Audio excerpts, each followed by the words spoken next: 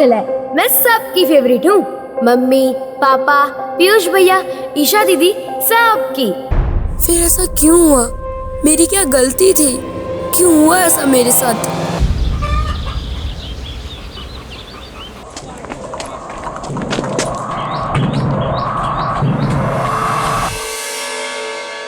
अरे आपने कुछ लीजिए ना। हाँ जी, मिठाई दो बेटा। ठीक है। हाँ, ये ईशा हमारी बिटिया और ये हमारी धर्मपत्नी उमा। चाय लीजिए। द्वारकानाथ जी, हमारे तीनों बच्चे ईशा, पीयूष और काजल बड़े ही सुशील और संस्कारी हैं। पापा वो ना आज स्कूल में।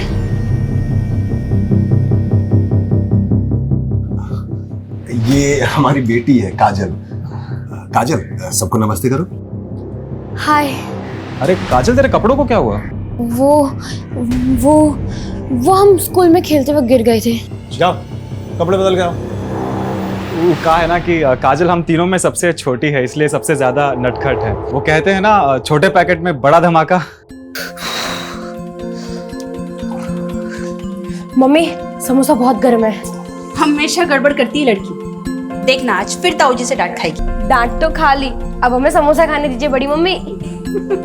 छोड़ रख, ये ले जा। अरे रहने दीजिए वृंदा मामी, हम ले जाते हैं, ये तोड़ फोड़ देगी। हम भी आपके साथ चलते हैं। चल। ईशा, वैसे पसंद क्या है आपकी? मूवीज देखना, खाना बनाना, यही सब। खाना बनाना? अच्छा, हमें तो आज तक कुछ बना कर नहीं दिया। और हमको भी कहाँ खिलाया। तुम दोनों क्या कर रहे हो यहाँ पे? ये लो जूस। अरे होने वाले जीजा जी से मिलने आए है ना पीयूष भैया? और नहीं तो क्या। दिवेश जीजू, हम तीनों भाई बहन है ना, हर जगह साथ जाते हैं, तो अगर आप ईशा दीदी को लेकर गए तो हमको भी साथ लेकर जाना पड़ेगा। और हमको भी।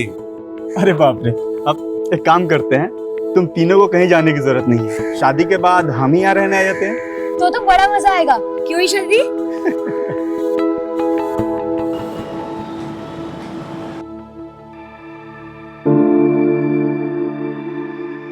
अवधेश भाई, झिझक कह रहे, बोलिए ना क्या हुआ? द्वारकानाथ जी क्या बोले? अगले महीने देवेश अमेरिका जा रहा है। द्वारकानाथ जी चाहते हैं कि इसी महीने ईशा और देवेश की शादी हो जाए। पैसों का प्रबंध कहाँ से कर पाएंगे? भैया, ईशा भी हमारी बेटी की तरह है, तो शादी का आधा खर्चा हम उठाएंगे। और कल हम शेखर से भी बात करते हैं, वो भी जरूर मदद करेगा। नहीं महेश, बाहर वालों को घर के मामले में इन्वॉल्व करने की जरूरत नहीं है। भैया बचपन का दोस्त है मेरा, वो देखिएगा वो खुशी खुशी मदद करेगा। हाँ ताऊजी, शेखर चाचा बहुत अच्छे हैं। महेश, तूने हमारा आधा बोझ हल्का कर दिया। अरे भैया, काजल की जब शादी होगी ना तब। हमारी शादी?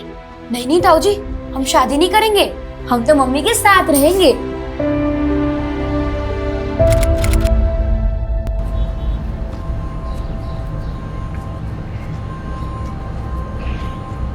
ए काजल,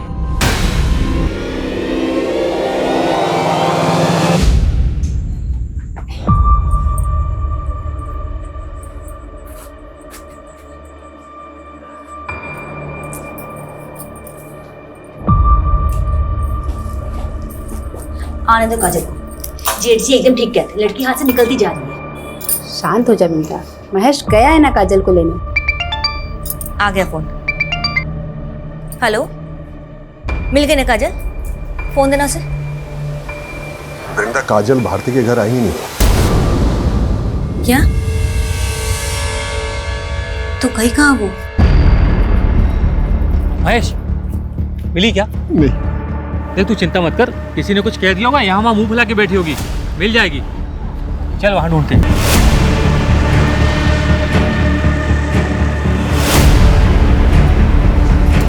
काजल मिली? भैया अरे कहाँ चली गई? भैया कहीं नहीं मिल रही। भैया हमको बहुत डर लग रहा है, पुलिस से मदद लेना चाहिए।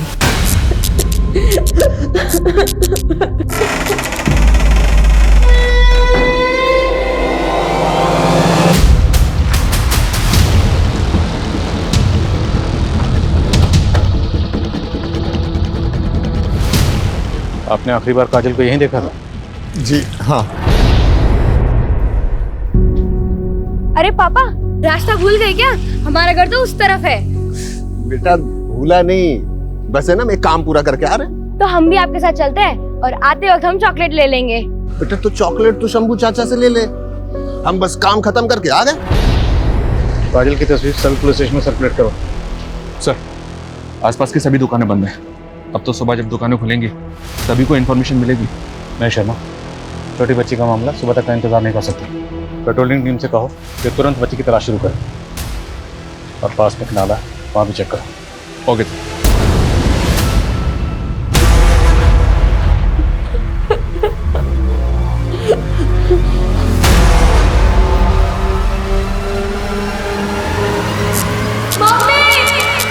सुन तो कहाँ जा रही बिंदा? कहाँ जा रहे? काजल नहीं है, कहाँ जा? मुझे जाना पड़ेगा उसमें। आ जाएगी काजल बेटा, तू शांति रखना। भाभी अभी तक नहीं आई है, पता नहीं कहाँ होगी हमारी बच्ची। कुछ नहीं होगा उससे, आ जाएगी वो। नहीं आई ना भाभी अभी तक। आ जाएगी ना काजल, तू शांति रखना। किस साल में होगी, कहाँ होगी भाभी? हमको हमारी काजल चाहिए। आ जाएगी बेटा।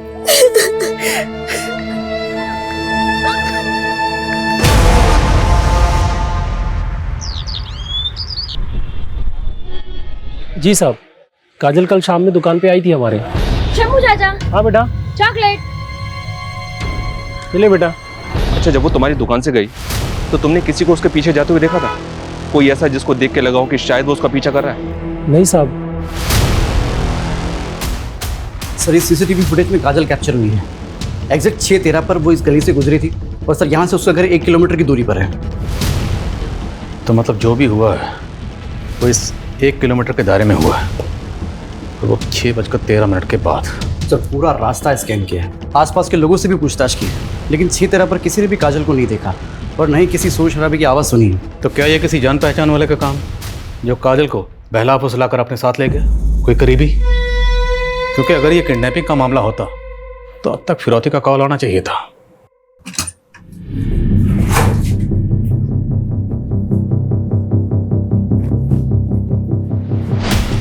वृंदा, पापा नहीं मिल रही। नहीं मिली। वृंदा मिली? नहीं। अम्मा पूरा घर छान लिए, पड़ोसी में पूछ लिया, चाची नहीं मिल रही। भगवान, कहाँ गई होगी? भाभी, आप और ईशा यही रहिए, हम लोग बाहर जाकर देखते हैं।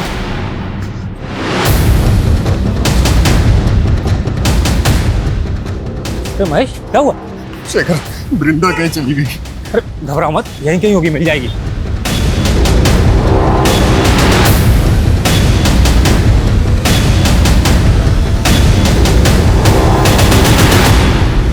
वृंदा मामी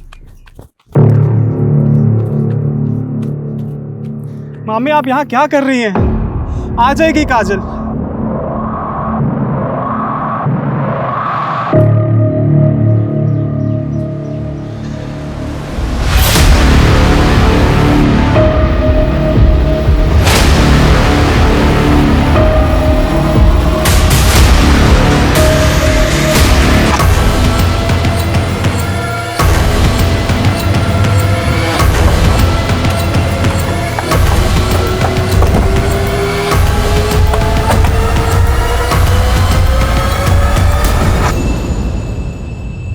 महज 12 साल की बच्ची को कितनी बेरहमी से क्यों मारेगा? वैसे इसके साथ रेप भी हुआ है। सर, कल ही हमने ये जगह स्कैन करी थी, लेकिन तब तो यहाँ कुछ भी नहीं था। हो सकता है कोई देर रात को लाश को ठिकाने लगाने आया हो। वैशी पने के हाथ देखा, सिर्फ मारा नहीं गया, मारने के बाद आंखें भी निकाली गई। बड़े को पोस्टमार्टम के लिए भेजो और पूरा एरिया सील करो। Right sir.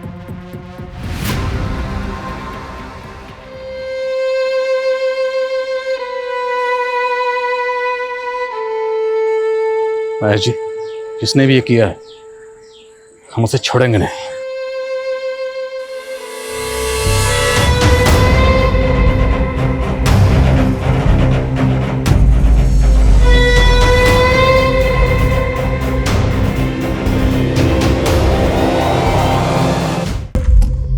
सर, काजल की पीएम रिपोर्ट। उसकी मौत गला घोटने से हुई है सर। और रेप तो नहीं हुआ सर, लेकिन टॉर्चर काफी किया गया उसे। पीठ और सीने पर जख्मों के कई सारे निशान हैं और 2 फ्रैक्चर्स भी। काजल को पहले बहुत बुरी तरह से मारा पीटा गया सर, और गला घोटने के बाद उसकी आंखें 12 साल की मासूम बच्ची के साथ इतनी हैवानियत, और ये सोचकर ही मेरा खून खौल रहा है कि वह हैवान अभी भी आजाद घूम रहा है। शर्मा, वो हैवान मुझे किसी भी सूरत में जल्द से जल्द सलाखों के पीछे चाहिए।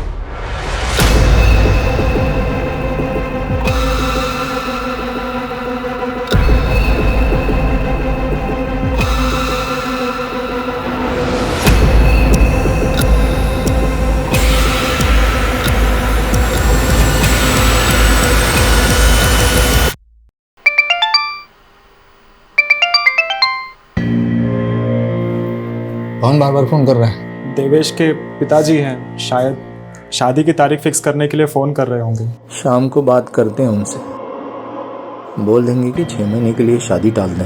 लेकिन अगर देवेश एक बार अमेरिका चला गया तो फिर पता नहीं कब लौट कर आएगा। तो क्या करें?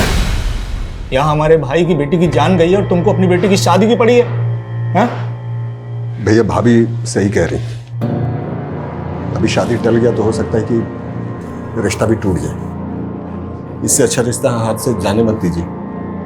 क्या कह रहे तुम? सही कह रहे, ईशा और देवेश की शादी इसी महीने होना जरूरी है।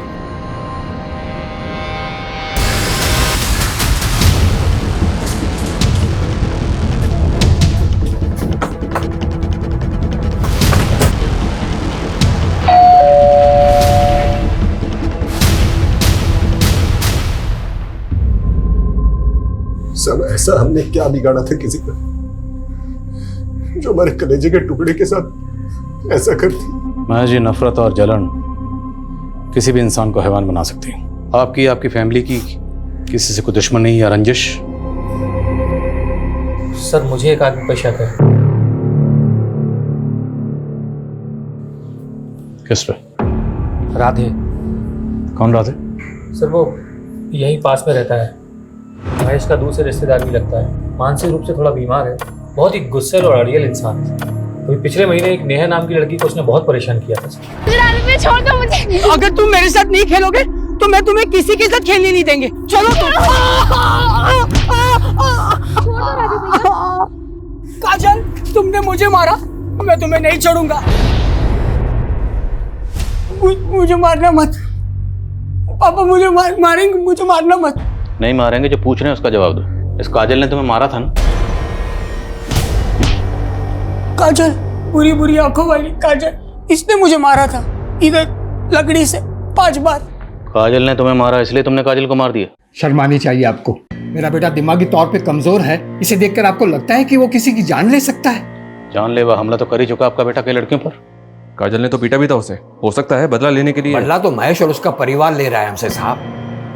अवधेश, महेश और हम दूर के रिश्तेदार हैं। पुश्तैनी जायदाद के लिए हमारा केस भी चल रहा है कोर्ट में। उसका फैसला हमारे हक में आया, उसी का बदला लेने के लिए महेश हमारे बेटे को फंसा रहा है। हाँ, लेकिन राधे की जहनी हालत की वजह से हमें उसकी कस्टडी नहीं मिलेगी। लेकिन सर, अगर कस्टडी नहीं मिलेगी तो इंटरोगेट कैसे करेंगे? राधे की कस्टडी हमें एक ही सूरत में मिल सकती है, या तो हमारे पास उसके खिलाफ कोई ठोस सबूत हो या फिर कुछ चश्मदीद गवाह। राधे पर हर वक्त नजर रखो, और ये भी पता करो क्या महेश की फैमिली की किसी से कोई दुश्मनी थी?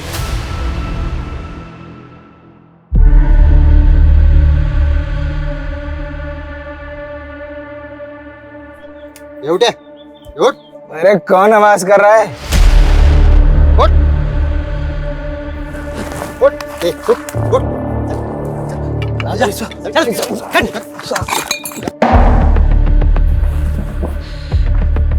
काजल जहाँ से गुजरी थी वहाँ तुम दोनों के नशा करने का अड्डा था, लेकिन काजल की मौत के बाद तुम लोगों ने अपना अड्डा बदल दिया, क्यों? ऐसा कुछ नहीं है साहब, हमें तो पता भी नहीं कि वो लड़की। वैसे क्या नाम बताया था साहब आपने? ये देखो, ये वो लड़की है काजल, ध्यान से देखो और बताओ। उस दिन मैंने इस लड़की को देखा था किसी आदमी के साथ। कौन था वो आदमी? नहीं पता ना, कौन था वो? ये दोनों टाइम वेस्ट कर रहे हैं, इनकी हड्डी पसली कर दो। जब तक उस आदमी का नाम याद ना आना है, छोड़ना मत इनको। सर, मुझे लगता है नशोड़ियों ने उठाया काजल को और अब कहानियां बना रहे हैं। मुझे राधे के ऊपर डाउट है सर। तो सवाल ये है कि काजल को अगर राधे या कोई और जबरदस्ती उठाकर लेकर गया होता तो काजल शोर तो मचाती। ऐसा कुछ हुआ ही नहीं। क्यों? हो सकता है सर पीछे से हमला किया हो अचानक। दोनों नशेड़ी पर नजर रखो और राधे से पूछताछ करते रहो, देखते क्या सामने आता है। Right sir. और एक बात सर, हमने काजल के नेबर्स और घर वालों से तो बात की है, लेकिन काजल जिस स्कूल में पढ़ती है वहां पे बात नहीं की अभी तक। शर्मा, महज 12 साल की बच्ची थी, तो स्कूल में ऐसा क्या हुआ होगा जो बात मर्डर तक पहुंच जाए? जुवेनाइल क्राइम्स आजकल काफी बढ़ गए हैं, इसलिए सर स्कूल क्राइम और शूटआउट बाहर के देशों में भी देखने को मिले हैं और हमारे यहाँ भी। ठीक है, बात करते हैं स्कूल में। 1 2 3 4 5 6 7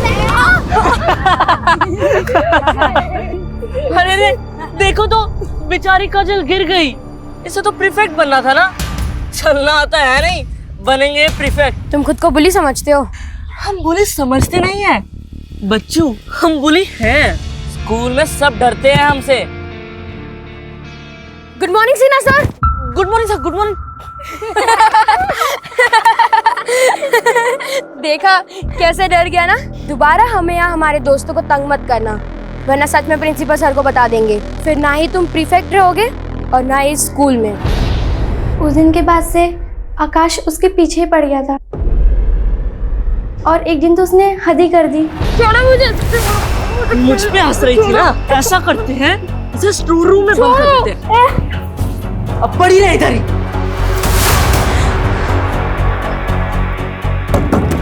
भारती, प्रिया कोई है, मुझे यहाँ से निकालो। फिर हमने आकाश को 10 दिन के लिए स्कूल से सस्पेंड कर दिया और उसे प्रीफेक्ट की पोजीशन से हटा दिया और उसकी जगह हमने काजल को प्रीफेक्ट बना दिया। मानते हैं सर, हम काजल को बहुत परेशान करते थे, लेकिन हम उसको कुछ नहीं किए। काजल की वजह से आपको 10 दिन के लिए स्कूल से सस्पेंड कर दिया गया। आपको प्रीफेक्ट से हटाकर काजल को प्रीफेक्ट बना दिया गया। बुरा तो लगा होगा ना बेटा आपको? ये कैसा सवाल है सर? ऐसे सवाल पूछ के हमारे बेटे को टॉर्चर मत कीजिए ना सर। हेलो, अरे बोला ना आपको, लोडिंग हमारे सामने होगी। एक छोटा सा काम निपटा के आ रहे हैं ना हम। हाँ सर, हमारा बेटा ऐसा वैसा लड़का नहीं है, टॉपर है क्लास का। अगर आप बोला ना आपको, पहुंच रहे हैं। क्या कह रहा था मैं, आप हमारे बेटे को परेशान मत कीजिए। ये क्या कर रहे हैं आप? आपको मालूम है कितना इंपॉर्टेंट काम? आपके बेटे के फ्यूचर और उसकी जिंदगी से ज्यादा इंपॉर्टेंट काम है। बात को समझिए ना सर। आप बात को समझने की कोशिश कीजिए।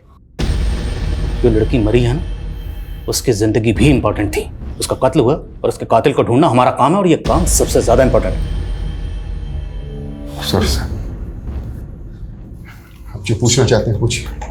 हमें पूरा भरोसा है हमारे बेटे ने कुछ नहीं किया। हाँ ठीक है, उसको पकड़ के रखो। नमस्कार सर, मैं तुम्हें फ़ोन करता हूँ। हाँ, कत्ल का कुछ पता चला? हमारे पास रोज़ बहुत सारे केसेस आते हैं, इंसानों की गुमशुदगी के, हत्या के, अपहरण के। अब क्या करें, हम उन केसेस पे ध्यान दें या पूरा का पूरा पुलिस महकमा तुम्हारे गाय के हत्यारों के पीछे लगा दें? बोलो क्या करें?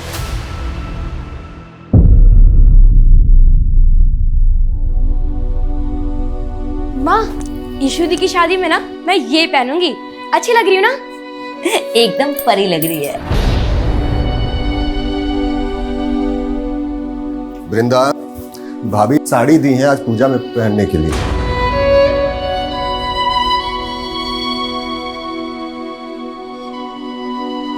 काहे अपना जख्म कुरेद रही है? हम कहे थे ना, काजल का सारा चीज खुद से दूर कर दो।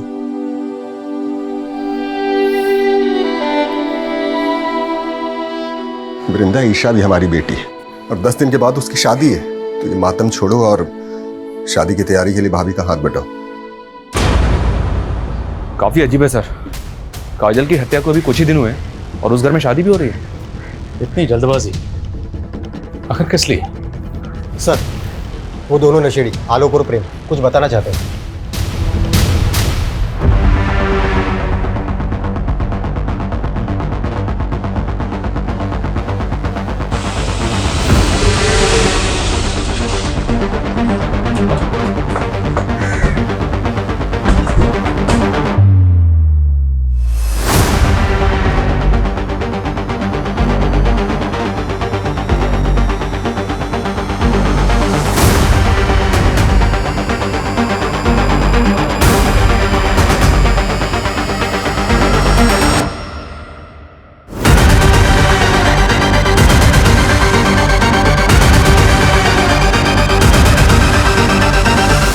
चलें शेखर? शेखर? सर, क्या शेखर ने काजल को मारा? नहीं सर, हम नहीं मान सकते सर। देखिए, हमें 2 चश्मदीद गवाह मिले जिन्होंने उस रात काजल को शेखर के साथ जाते हुए देखा था। लेकिन सर, शेखर हमारा बचपन का दोस्त है सर। हाँ, मैं मिला था उस शाम काजल से। काजल कहाँ भटक रही है? भूतनी तो भटकेगी और क्या करेगी? अच्छा ये बताए, भूतनी गोलगप्पे खाएगी? तो चल मेरे साथ। फिर तुम काजल को अपने साथ ले गए, उसे मारा पीटा, उसका गला दबाया और उसकी आंखें निकाल ली। इतनी घटिया हरकत, तुम जैसे इंसान को तो जीने का भी हक नहीं। हाँ सर, सही कहा आपने। मुझे जीने का कोई हक नहीं। मुझे फांसी दे दीजिए सर। ये ड्रामा बंद कर। ये बोल कि काजल को क्यों मारा, कहाँ मारा और कैसे मारा, वरना मार मार के उगलवाएंगे। मारिए सर मुझे, मारिए सर मुझे। मैं इसी लायक हूँ, मैं इसी लायक हूँ सर।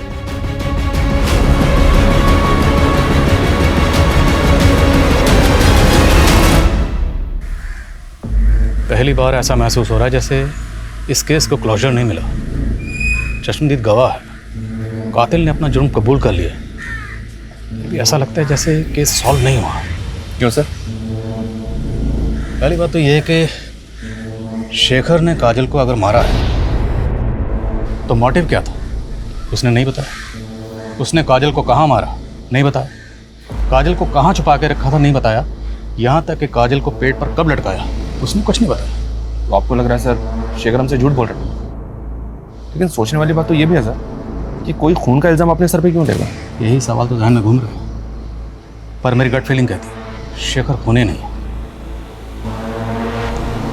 राधे के कोई अपडेट? नहीं सर, उसके घर के आसपास लोग लगाए हैं, लेकिन उस दिन के बाद वो घर से ही बाहर नहीं निकला। शायद बाप ने रुक रखा हो। आकाश और उसके फादर विवेक, उनकी बैकग्राउंड भी खंगालो। हो सकता है टॉपर बेटे के सस्पेंशन से बखला कर उसने ये कांड किया। सर आज ही अपने खबरों को काम पे लगाता हूँ। पता कर। सर एक बात दिमाग में आई है, ये भी तो हो सकता है सर कि ये शेखर किसी और को बचाने के लिए इल्जाम अपने सर पे ले रहा है। महेश उसका बचपन का दोस्त है। शेखर ऐसा क्यों करेगा? ये शेखर की फैमिली प्रयागराज में नहीं रहती ना? नहीं सर, 10वीं के बाद मुंबई शिफ्ट हो गया था, लेकिन 3 साल पहले अचानक वापस आ गया और अकेला ही रह रहा है। मुद्दा तो यही है कि शेखर आखिर किसी और के खून का इल्ज़ाम अपने सर क्यों ले रहा है। अब अगर हमें ये जानना है तो हमें शेखर की ज़िंदगी की किताब के पन्नों को पीछे की ओर पलटना होगा। आज ही मुंबई के लिए रवाना हो और पता करो शेखर का गुजरा हुआ कल। Okay sir.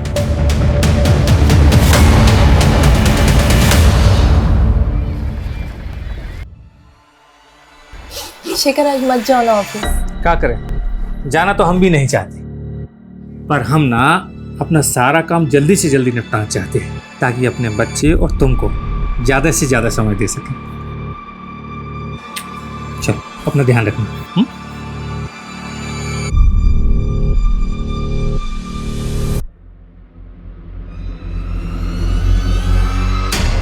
सर पता नहीं कैसे हुआ, मैं जब घर के अंदर गया सारा सामान बिखरा हुआ था और मेरी बीवी तृप्ति वो भी कहीं नहीं थी। सर बाहर निकल के सब लोगों से पूछा पर किसी ने कुछ नहीं बताया। सर प्लीज उसे ढूंढ दीजिए सर। सर मेरी बीवी मां बनने वाली है।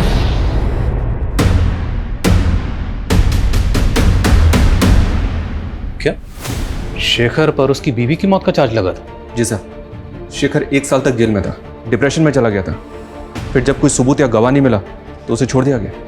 और दोनों मियाँ बीवी के बीच अनबन की वजह क्या थी? वो पता नहीं चला। उसकी बीवी तृप्ति मिली? No sir. उसकी डेड बॉडी? No sir. मैंने एसएचओ वागले से कहा है कि इस केस में कोई भी अपडेट मिलता है तो वो इन्फॉर्म करे।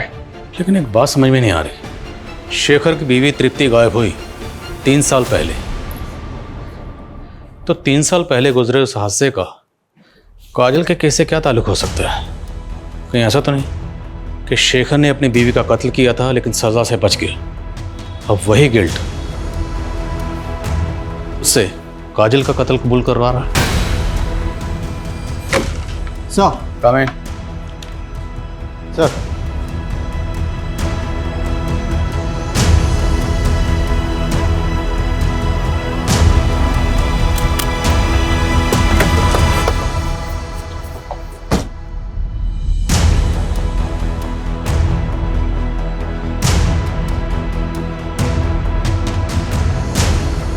माफ़ी चाहते साहब आपको तकलीफ देने के लिए।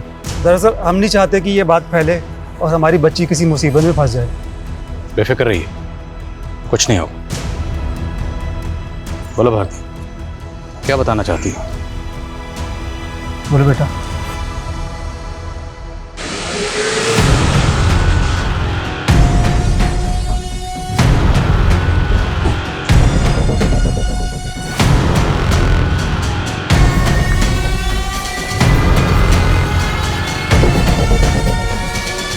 उठाओ मैडम को।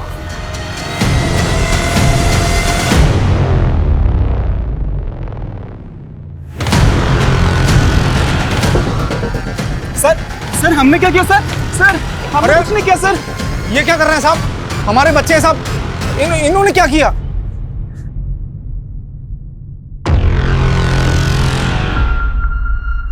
सुना तुम तीनों भाई बहन में बड़ा प्यार था, और तुम दोनों में तो कुछ ज्यादा ही प्यार था। इश्क एक नाजायज रिश्ता। तुम दोनों के राज से पर्दा उठ चुका है। अब बेहतर यही होगा कि आगे की कहानी तुम लोग खुद बताओ। बोलो। हाँ सर, ये सच है कि हम दोनों एक दूसरे से प्यार करते, बचपन से साथ में खेलते कूदते बड़े हुए, और हमें पता है कि समाज कभी भी रिश्ता मंजूर नहीं करेगा, मगर हमने कभी पीयूष को अपना भाई नहीं माना और नहीं मानेंगे। माँ बाबूजी तो बचपन में ही बस हादसे में गुजर गए थे। उसके बाद में महेश मामा और अद्वेश मामा ने ही मेरा पालन पोषण किया। ईशा की शादी हम किसी और से होते हुए नहीं देख सकते थे, और ना ही ईशा के साथ शादी हम सबके सामने कर सकते थे। इसीलिए हमने ये रिश्ता सबसे छिपाया था। पीयूष, 1 महीने में शादी हो रही है हमारी। मर जाएंगे लेकिन किसी और से शादी नहीं करेंगे। हम तेरी शादी के 1 दिन पहले यहाँ से भाग जाएंगे, मुंबई चले जाएंगे। फिक्र मत करना तू, मत कर तू फिक्र, मैं सब संभाल लूंगा। ईशा दीदी, पीयूष भैया।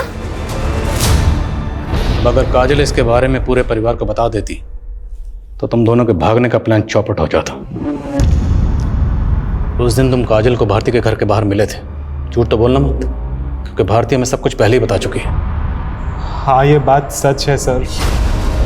हम जानते हैं हमसे बहुत बड़ी गलती हो गई है। ईशा को भी समझ में आ गया है। हमने भागने का प्लान भी कैंसिल कर दिया है। सच्ची सब कुछ वैसा ही चलेगा जैसा कि घर वाले चाहते हैं। तुम समझ रही हो ना हम क्या कह रहे हैं? तुम किसी को बताओगे तो नहीं? ठीक है भैया, हम किसी को नहीं बताएंगे, पर आप अपना वादा तो नहीं तोड़ोगे ना? नहीं, पक्का वाला प्रॉमिस। ठीक है। काजल ने वादा किया था कि वो किसी को कुछ नहीं बताएगी। हमने भरोसा किया था उस पर उसने तुम्हारे विश्वास को तोड़ दिया। उसने अपनी दोस्त भारती को सब कुछ बता दिया था। तुम काजल को मिले, अब उसे अपने साथ ले गए, उसे मारा पीटा, उसकी आंखें निकालने, उसका गला दबाया। नहीं सर, ये बिल्कुल झूठ है सर। हमने काजल को नहीं मारा। इसी भतीजी की शादी के लिए मरे जा रहे थे ना आप? हाँ, अपनी बेटी के शौक से ज्यादा आपको इसकी शादी की पड़ी थी। ईशा और पीयूष के साथ साथ आप भी मेरी बेटी की मौत के जिम्मेदार हैं।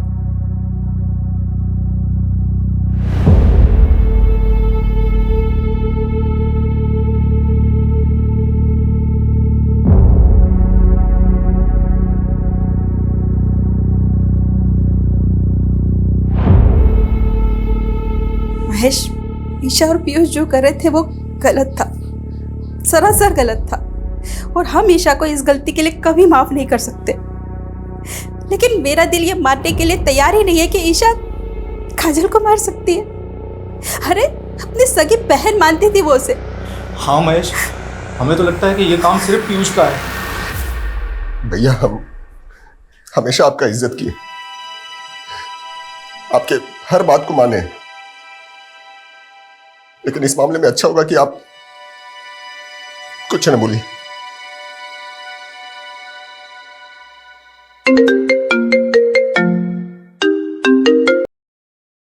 हाँ वागले, बोलो। क्या शेखर की बीवी तृप्ति जिंदा है? जी सर, ऐसे जो वागले ने ढूंढ निकाला। शर्मा, तुरंत मुंबई के लिए निकलो।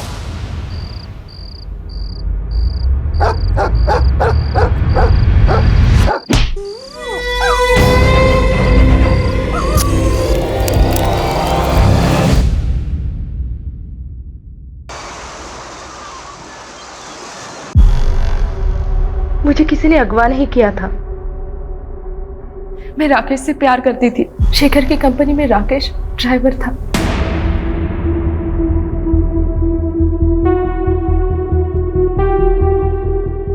और मैं शेखर को छोड़ना चाहती थी, इसीलिए ये हम दोनों का प्लान था। अपनी आजादी के लिए तुमने एक बेकसूर को फंसा दिया।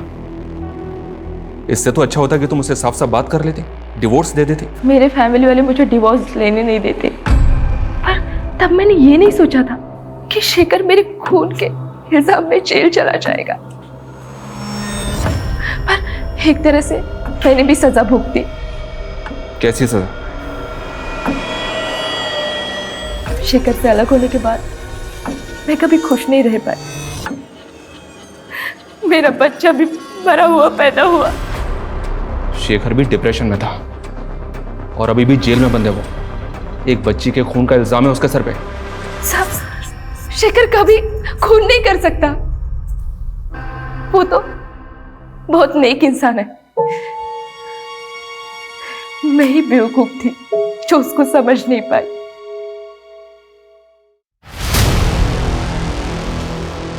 सर, शेखर की हिस्ट्री जानने के बाद तो तकरीबन यकीन से कह सकते हैं कि ये निर्दोष है। पीयूष और ईशा दोनों अपनी बात पर अड़े हुए, लेकिन दोनों काफी शातिर हैं। एक ही घर में रह रहे थे, अफेयर चल रहा था, लेकिन किसी को भनक तक नहीं लगने दी। लेकिन सर, पीयूष के खिलाफ हमारे पास कोई सबूत नहीं। पीयूष से मिलने के बाद काजल सीधे अपने घर गई थी, जहाँ उसके पिता और शेखर उसे मिले थे। यानी कि पीयूष से मिलने के बाद तो बिल्कुल ठीक थी। राधे की कोई अपडेट? नहीं सर, कोई सस्पिशियस मूवमेंट नहीं है। तो फिर आखिर इस केस की चाबी है कहाँ? एक काम करते हैं, शुरू से शुरू करते हैं। काजल सबसे पहले मिली थी पीयूष को भारती के घर के बाहर। उस वक्त बजे थे 5:15 सर। 5:15। फिर वहां से जब काजल अपने घर लौट रही थी तो वो अपने पिता महेश से मिली। टाइम 5:55। फिर वहां से वो शंभू की दुकान पे गई। उस वक्त बजे थे तकरीबन 6:15।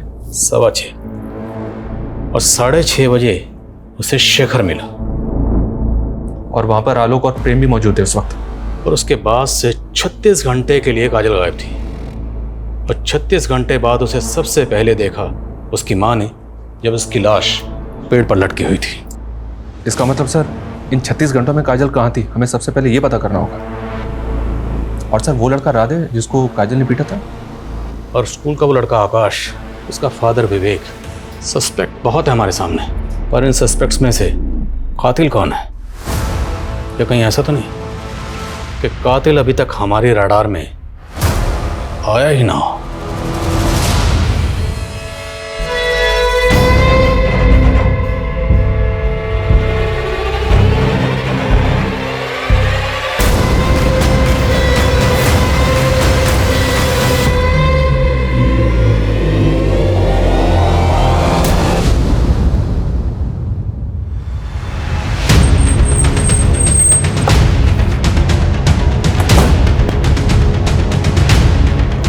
जय हिंद सर।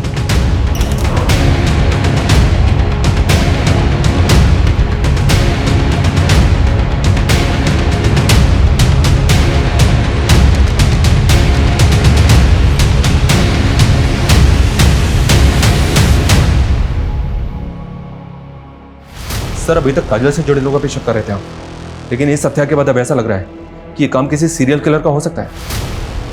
हो सकता है हम गलत हों, पर हम हाथ पे हाथ रख कर नहीं बैठ सकते। हमें आगे तो बढ़ना होगा, चलते रहना होगा, वाला डायरेक्शन में ही सही। हो सकता है चलते चलते हमें सही मंजिल मिल जाए। सर, लोकल पुलिस स्टेशन से केस फाइल की कॉपी मंगवाई है। काजल की तरह इस लड़की रिया, इसको भी टॉर्चर किया गया था और आंखें निकाली गई थी। इस केस से कोई क्लू मिला? जी सर, एक आई विटनेस है केस का। लड़की को अगवा करने से पहले उसने स्कूल के बाहर एक आदमी को टैक्सी पार्क करते हुए देखा था। कौन है टैक्सी ड्राइवर? सर ये तो अभी तक पता नहीं चला है, लेकिन आई विटनेस का कहना था कि उसका हेयर स्टाइल कुछ अजीब सा था। टैक्सी ड्राइवर, अजीब हेयर स्टाइल। काजल की लाश जहाँ मिली थी वो एरिया अभी भी सील है ना? जी सर। उस पूरे एरिया में पता करो, क्या किसी ने किसी ऐसे टैक्सी वाले को देखा था जिसका हेयर स्टाइल अजीब था? और इस एरिया में जितनी भी सीसीटीवी फुटेज है सबको खंगालो। गाइस, मैं जानता हूँ काम बहुत मुश्किल है, but let's crack this case.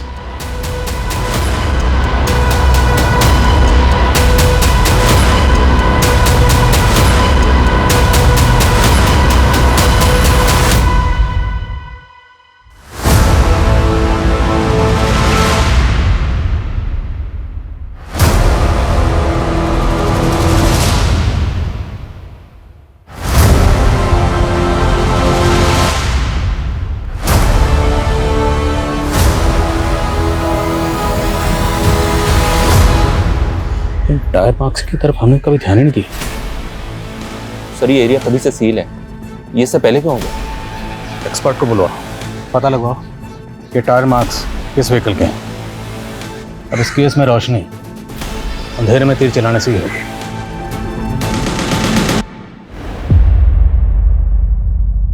Piyush जा चुका है और अब उसे कभी याद भी मत करना। अरे शुक्र मना कि देवेश तुझसे अब भी शादी करने के लिए तैयार है। ईशा, अब और कोई कांड मत करना। हम वादा करते हैं माँ, अब जैसा बोलेगा हम वैसे ही करेंगे। सर, मैं प्रयागराज में हुए दूसरे सिमिलर केसेस ढूंढ रहा था, तो ये केस मेरे सामने आया, अवनी दीक्षित का। काजल, रिया और अवनी, तीनों केसेस में विक्टिम को पहले टॉर्चर किया गया, उसके बाद उनकी आंखें निकाली गई। और सर इन तीनों में से किसी का भी रेप नहीं हुआ।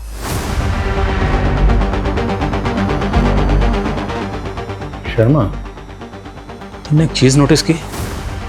इन तीनों विक्टिम्स में एक चीज कॉमन है। क्या सर? तीनों की आंखें भूरी हैं। अवनी दीक्षित केस में विक्टिम के आसपास कोई टैक्सी वाला नजर आया था? नो सर, अभी तक कोई भी आई विटनेस सामने नहीं आया। सर, हाँ सर, काजल मर्डर में जो टायर मार्क्स मिले थे वो एक 3 व्हीलर ऑटो रिक्शा है। एक्सपर्ट के मुताबिक वो टायर मार्क्स कम से कम 15 दिन पुराने हैं। 15 दिन? यानी लगभग उसी समय जब हमें काजल की लाश मिली थी। मतलब हम सही ट्रैक पे हैं। उसी रिक्शा में काजल की लाश को लाया गया होगा। लेकिन सर, आई विटनेस ने रिया के केस में जिस ड्राइवर को देखा था वो टैक्सी चला रहा था। Sharma, let's keep it simple.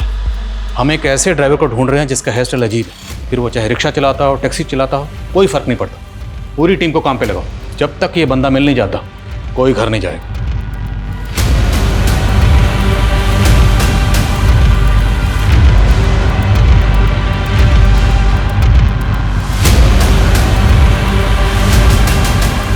Sir ये 2 ड्राइवर्स मिले हैं, दोनों की अपनी अपनी कहानियां हैं, अपने अपने अलीब हैं। 1 मिनट सर, ये आदमी, इसको तो देखा है मैंने सर। कौन है ये? तो वही ड्राइवर है सर जिसके साथ शेखर की बीवी तृप्ति भागी थी। राकेश नाम है इसका। सर अभी कुछ देर पहले ही छोड़ा है मैंने, ज्यादा दूर नहीं गया होगा, उठा लेते हैं उसे। नहीं नहीं, रुको रुको रुको, जाने दो उसे, लेकिन नजर बनाए रखो।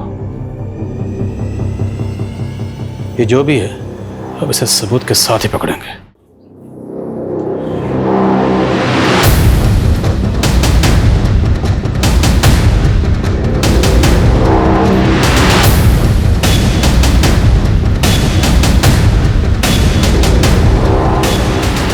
हेलो, हाँ मैं घर के बाहर वेट कर रहा हूँ।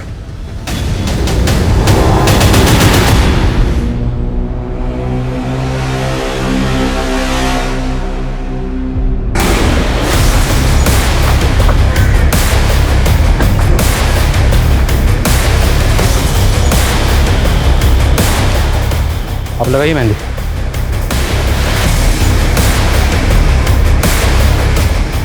तो केदार जी, राकेश को जानते हैं ना? इतनी जल्दी भूल गए? अभी तो मिले थे गली में। अच्छी याद आया, लेके जाओ।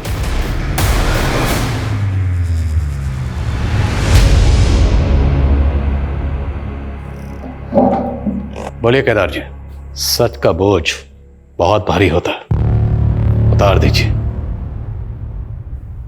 राधे, हमारा बेटा, आप तो जानते ही हैं कि वो दिमागी तौर पे कमजोर है। हमारा वंश आगे बढ़े, इसके लिए हमने हमसे कम उम्र की लड़की शीला से शादी कर ली, ताकि तंदुरुस्त और हेल्दी बच्चा पैदा हो। 3 बार हमारी बेबी उम्मीद से थी, लेकिन तीनों बार बच्चे पेट में ही मर गए और हमें हर हालत में तंदुरुस्त बच्चा चाहिए था। इसलिए हम हमारी बीवी को लेकर बंबई चले गए। कुछ दिनों के बाद हमें तृप्ति मिली, शेखर की बीवी। केदार जी प्लीज शेखर को मत बताइएगा। नहीं बताएंगे, हम हमारी परेशानी में उलझे हुए हैं, इसीलिए तो मुंबई आए हैं। क्या परेशानी है आपको? दूसरी शादी इसलिए की ताकि बच्चा हो जाए। ये मेरा पति है राकेश। बंबई इसलिए आया हूँ कि बीवी का इलाज हो जाए तो मैं घर का चिराग मिल जाएगा। राकेश हमें एक बाबा के पास लेके गया, उसने उपाय भी बताए। तेरी पत्नी जिंदा बच्चे को जन्म दे सकती है, लेकिन उसके लिए तुझे बलि देनी होगी। 3 गायों की बलि, 10 कुत्तों की बलि और 3 भूरी आंखों वाली लड़कियों की बलि देने के लिए कहा। राकेश ने कहा कि गाय और कुत्ते की बलि तो वो खुद दे देगा। जानवर को मारना इतना मुश्किल नहीं, लेकिन इंसान को। काजल को कैसे चुना? किस्मत ने साथ दिया साहब। मेरी बीवी का पहला पति शेखर भी वहीं रहता था, काजल को अच्छे से जानता था। हमने उस रात काजल को रोका और उसे बताया कि तुम्हारे शेखर चाचा की खोई हुई बीवी मिल गई है। शेखर चाचा की बीवी? आप उन्हें जानते हो अंकल? हाँ बेटा, अच्छी तरह से। उनकी फोटो भी है मेरे पास, ये देखो। अभी कहाँ है वो? चलो मेरे साथ, मिलवाता हूँ उनसे। तृप्ति चाची कहाँ है? है ना कत्थई आंखें, जैसी चाहिए थी। 2 लड़कियां और उठाई इसने और उनको भी काजल की तरह ही मारकर पेड़ पर लटका दिया, ताकि लोगों को लगे कि ये किसी सीरियल किलर का काम है। उस ढोंगी बाबा को मुंबई में अरेस्ट कर लिया सर, और उसने सब कबूल भी कर लिया। सर कोई सोच भी नहीं सकता था केदार एक बच्चा पाने के लिए इतना घिनौना जुर्म करवाएगा। अंधविश्वास और लालच का मेल बड़ा खतरनाक होता है। केदार को हर हालत में अपनी संतान चाहिए थी। इसी लालच में वो ये खतरनाक खेल खेल रहा था, जिसमें उसका साथ उस सरफिरा राकेश दे रहा था, और जिसका फायदा उस ढोंगी बाबा ने भी उठाया। अफसोस सिर्फ इस बात का है, इस खेल में उन 3 मासूम बच्चियों ने बिना वजह अपनी जान गंवा दी। और शेखर, जो बेकसूर होने के बावजूद अपनी बीवी तृप्ति के केस में आरोपी बना, पूरी तरह से टूट चुका था।